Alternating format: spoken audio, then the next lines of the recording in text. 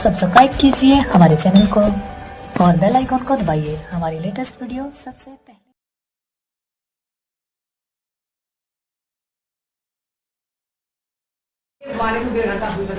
Good morning all of you. तो हमने relation और फंक्शन के बारे में कुछ चर्चा किया था।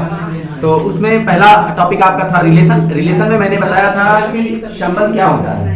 संबंध जैसे क्या होता है कि किसी एक हमारा और आपका संबंध हुआ, मतलब हम एज ए टीचर, आप मेरे स्टूडेंट, ऐसे पिता का कोई पुत्र हुआ या फिर माता का आपसे संबंध हुआ, किसी से एक दूसरे से अगर रिलेशन को जोड़ा जाए, संबंधों को जोड़ा जाए कि एक दूसरे से परिचित हो तो उनका एक संबंध ऑटोमेटिक बन जाता है। जैसे कि हम अगर किसी एक नए दोस्त से मिलते हैं, पहले तो बातचीत होती है, फिर बाद में हमारा उनका एक रिलेशन दोस्त का बन जाता है। इसी प्रकार हमने बताया कि संबंधों को कैसे लिखा जाता है, उनको क्रम को भी ध्यान में रखना है हमको। अगर क्रम का ध्यान नहीं रहेगा तो वहां पे संबंध जो है गलत हो जाएगी। जैसे क्या है कि अगर हम गार्जियन की जगह पे अपना नाम लिख दें तो फिर क्या हो जाएगा, रिलेशन गलत हो जाएगा। इसी तरह अगर हम अध्यापक हम आपके हैं, आप बैठे हैं यहाँ पे और आप हमारी जगह आके पढ़ाने लगे तो हम आपके एज ए स्टूडेंट हो जाएंगे, तो हमारा आपका रिलेशन एकदम उल्टा विपरीत बन जाएगा। तो हम इसी संबंध को आपको बताए थे कि अगर हमारे दो समुच्चय हो, समुच्चय ए और समुच्चय बी, इस प्रकार से हो कि समुच्चय ए में यहाँ पे लिखा है समुच्चय ए में 5 अवयव तथा अन्य समुच्चय बी में 3 अवयव हो तो ए और बी में संबंधों की संख्या ज्ञात कीजिए। तो हमने आपको बताया था कि संबंध निकालने के लिए जरूरी होता है कि हमारा क्रम होना कैसे है, ए से बी में जा रहा है संबंध की बी से ए में आ रहा है। तो इसने कहा ए से बी में संबंध को हमको दिखाना है। तो हमारे अवयव कितने हैं, इसमें 5 है। तो हम ये भी लिख सकते हैं कि नंबर ऑफ दिया गया है, यहाँ पे लिखेंगे दिया गया है क्या दिया गया है कि n a मतलब नंबर ऑफ ए, समुच्चय में कितने अवयव हैं 5। इसी प्रकार दूसरा अन्य एक समुच्चय है n ऑफ b, कितने अवयव हैं इसमें 3 अवयव हैं। तो हमने आपको बताया था कि कुल अवयवों की संख्या अगर निकालना हो तो हम इसकी जगह क्या मानेंगे, an है am है। अगर ऐसा मान ले तो a क्रॉस b में अवयवों की संख्या क्या हो जाएगी, m गुणे n। यदि n a नंबरों की संख्या m a में हो और n b में नंबरों की संख्या क्या हो, n हो।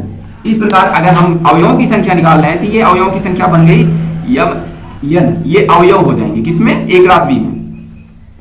अवयव किसमें हो जाएंगे, a क्रॉस b में कुल अवयव होंगे। अब एक चीज और इसमें कह रहा है कि संबंधों की संख्या हो गई, लेकिन जो संबंधों की संख्या होती है वो पेयर्स में होती है ना, जोड़े में होती है। जैसे हमारा आपका दो से रिलेशन जोड़ रहा है तो पेयर्स में होती है, इसलिए पेयर्स में जो भी समुच्चय निकाला जाता है वो किसी भी पूरे सेट का क्या होता है, उप समुच्चय होता है। तो हम अगर पूरे का उप समुच्चय निकालें तो कहेंगे ए और बी में कुल उप समुच्चयों की संख्या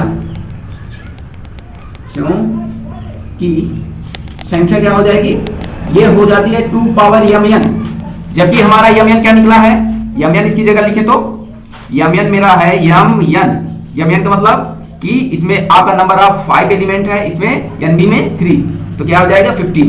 लेकिन उप समुच्चयों की संख्या क्या हो जाएगी, a क्रॉस b में उप समुच्चयों की संख्या जो कि आप पेयर में बनाते हो वो 2 पावर क्या हो जाएगी, यहाँ पे कितना है mn 15, तो यहाँ पे आ गया 2 पावर 15।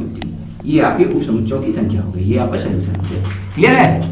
हम पहले आपको बता दिए, एक बार फिर मैं थोड़ा सा रिवाइज कर दे रहा हूं कि किसी समुच्चय ए में 5 अवयव हैं, इसमें 3 अवयव हैं। तो संबंधों की संख्या हमेशा a क्रॉस b या b क्रॉस a बनता है। तो क्रम हमारा a क्रॉस b का अगर ले रहे हैं तब देखो कितना अवयव हो रहा है, अवयवों की संख्या क्या हो जाएगी, इसमें 5 मेंबर्स हैं, इसमें 3 मेंबर्स हैं। कुल समुच्चयों की मतलब उनके अवयवों की संख्या क्या हो जाएगी 15।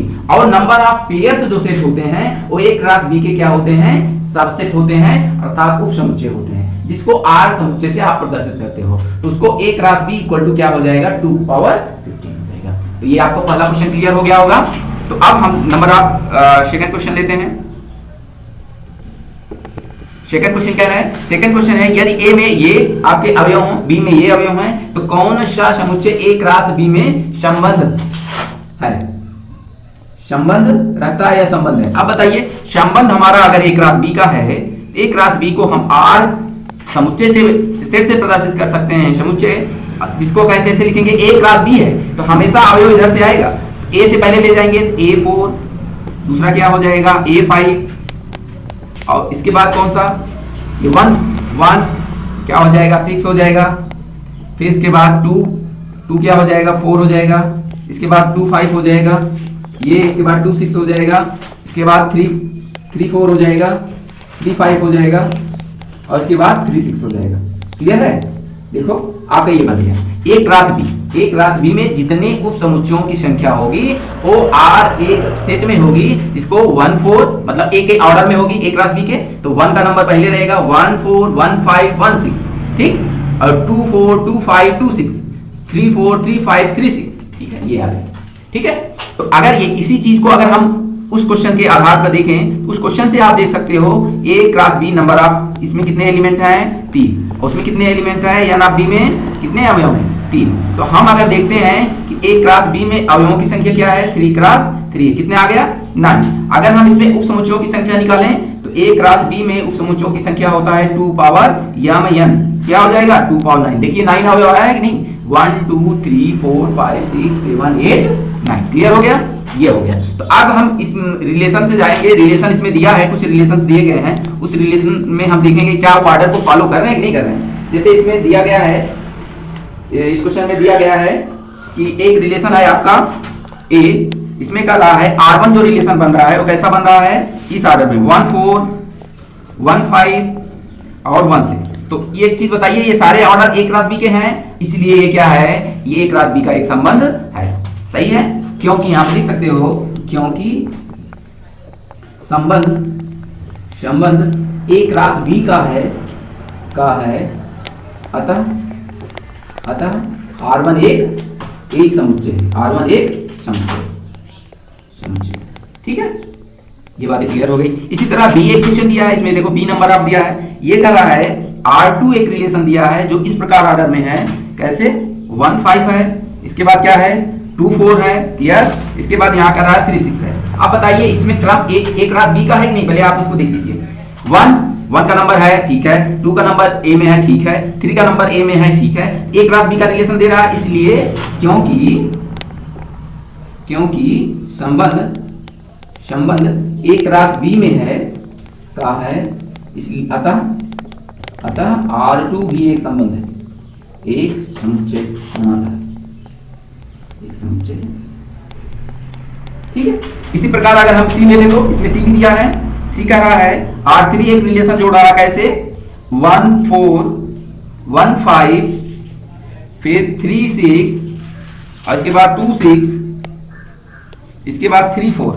अब देखिए ये भी ऑर्डर आपका है, यदि है तो ठीक है, तो देखिए 1 2 3 1 2 3 पहले नंबर पे है, इसलिए ये भी एक क्लास बी का है, इसलिए ये भी मेरा एक क्या है समुच्चय है, और एक क्लास बी में एक संबंध रखता है। क्या कर रहा है, ए से बी में एक संबंध है। इसी प्रकार इनका डी देख लेते हैं, डी को आप देख लो, R4 कर रहा है, R4 क्या है कि 1 4 1 5 1 4 1 5 इसके बाद 3 6 इसके बाद 2 6 इसके बाद 3 4। अब बताइए बच्चों, क्या इसमें भी ए क्लास बी का ऑर्डर है, 1 पहले नंबर पे है, 3 भी आपका पहले नंबर पे है, 2 भी आपका पहले नंबर पे है, इसलिए ये भी एक संबंध होगा। ठीक है, ये भी एक संबंध होगा। अब आपका एक लास्ट क्वेश्चन कर रहा है, आपका एक लास्ट क्वेश्चन है, आपका एक लास्ट क्वेश्चन बता दें, आपका एक लास्ट क्वेश्चन बता दें क्या है, कर रहा है ए क्लास बी, ये एक क्वेश्चन है, ए क्लास बी एक संबंध है, हाँ होगा, ऐसे इस प्रकार से, क्योंकि इसमें कहेंगे ए से बी में एक संबंध है, क्यों, क्योंकि ये क्रम में है, क्योंकि इनका ऑर्डर, इनका क्रम वेल डिफाइंड है, क्रम सही है, अतः यह एक संबंध बनाते हैं। ठीक है, ये आपके क्वेश्चन हो गया। तो अगला क्वेश्चन हम लेते हैं।